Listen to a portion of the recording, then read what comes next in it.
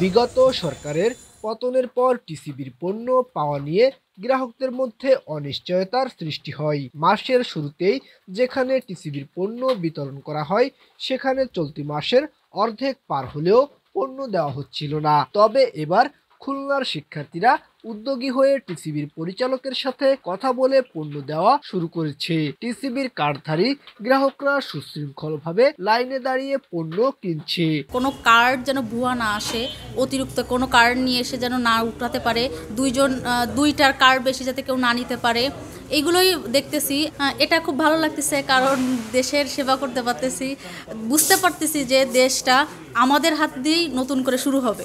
এতদিন টিসিবির পণ্য বিতরণে তদারকির দায়িত্ব সিটি কর্পোরেশন পালন করলেও এবার এ দায়িত্ব শিক্ষার্থীরা পালন করায় কোনো ধরনের অনিয়ম ছাড়াই গ্রাহকরা পণ্য কিনতে পারছে। এখানে যে ছাত্রছাত্রীরা তারা যথেষ্ট সুশৃঙ্খলভাবে, নিয়মভাবে, চমৎকারভাবে এই মালটা আমাদেরকে আমরা যাতে পেতে পারি, তারা যে সহযোগিতা করতেছে, তাদের এই সহযোগিতা যেন অব্যাহত থাকে আর আমরা মালটা যেন পেতে পারি, এটাও যেন একটু অব্যাহত থাকে। এই টিসিবির পণ্য বিতরণ করার চেষ্টা বা সামনের দিকে করার চিন্তা ভাবনা করতেছেন, এইভাবে যেন আমরা এই মালটা এইভাবে পাই এবং আগামীতে যদি আরেকটু বাড়াই দেওয়ার সম্ভাবনা থাকে, যাতে করে আমাদের 1 মাস চলে যে মালটা পাইলে, সেই ধরনের একটা চিন্তা ভাবনা আপনারা করার চেষ্টা করবেন।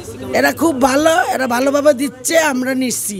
এই কলেজের ছেলেরা দিচ্ছে, মেয়েরা দিচ্ছে খুব সুন্দর করে, তাই আমরা এখান থেকে নিচ্ছি আর আশা করি আবার দেবে, আমরা নিব। খুলনার 31টি ওয়ার্ডে টিসিবির পণ্য বিতরণে কোনো বিশৃঙ্খলা সৃষ্টি হচ্ছে না। টিসিবির পণ্য বিতরণে ছাত্র সমাজের পক্ষ থেকে তদারকির দায়িত্বে থাকা আবু হাসান বলেন, সুষ্ঠুভাবে টিসিবির মাল বিতরণে সহযোগিতা করছেন তারা। আগে যে জিনিসটা হতো, নেতাদের ফ্যামিলিদের বা এমন অনেক লোক আছে তাদের 5টা 7টা কার্ড, এই কারণে অনেক গরিব মাল পেত না।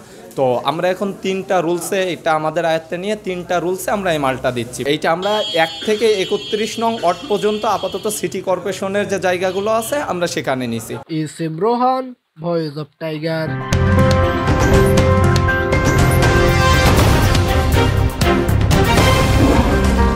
Voice of Tiger.